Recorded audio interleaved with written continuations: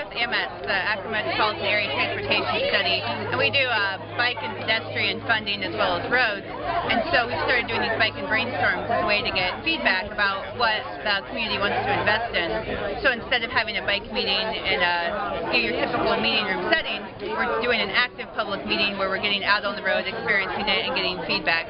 So the purpose is for us to take it back to figure out what kind of facilities the community wants, and then also to get feedback for the city of Hudson. So for us, it's just a different way to get input, and it's been a fun way to get out of the typical meeting and get out on the roads and actually experience what we're talking about. Bike-N-Brainstorm, which is sponsored by us as well as the city of Hudson. We started the Bike-N-Brainstorms about 3 or 4 years ago, and the whole point was to get people on the road, experience what it is to ride, and then have city officials with you so you can talk about what the improvements are, what you'd like to see in the area. It's kind of a very interactive public meeting. So we really appreciate that all of you are here today. It should be a lot of fun. We're going to go about 9 miles, a little less. When we get back here, there will be still coffee and water, and we will have a survey and have a short discussion with your planning department at Hudson as well as the engineering staff to discuss what you felt out there, what you saw, what you liked, what you didn't, etc. This morning. AMETS has been doing this in Summit and Portage County for some time, and we're just thrilled that they've come to Hudson to conduct this meeting on wheels, if you will, us. As you know, connectivity in Hudson has been extremely important and will be so in the comprehensive plan to come. Last year, the city adopted a connectivity plan that deals mostly with two-wheel paths and trails throughout the community.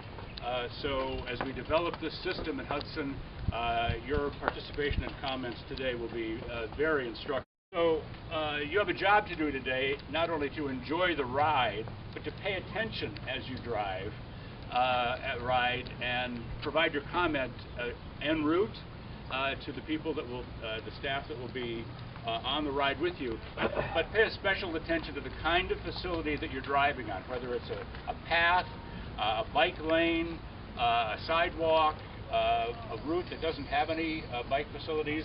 We want your comments on that. So yeah, we just got back from the ride. I think it was about an 8.5-mile ride. We went through downtown and kind of through some of the neighborhoods. I think neighborhoods were really easy to ride, nice pavement, low traffic. Main Street wasn't too bad. We came down Barlow, which is a big east-west on the south side connector, which would be good, except it's really narrow and there's a lot of pavement issues. So I think people were struggling with, kind of dodging in and out, and then it was a little hilly.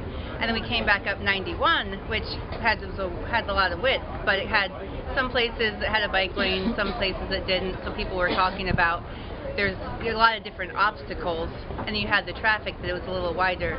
Overall, though, I think we had a great group and a good route. We got a lot of people, and a lot of conversation, I think, just about where people ride. I think a lot of people were saying they do cut through the neighborhoods rather than go on a lot of the main streets because they have pretty good connections without having to, hit 91 or 303. So overall, it went well, and hopefully we'll about get some comments on how to change the roads and what needs done.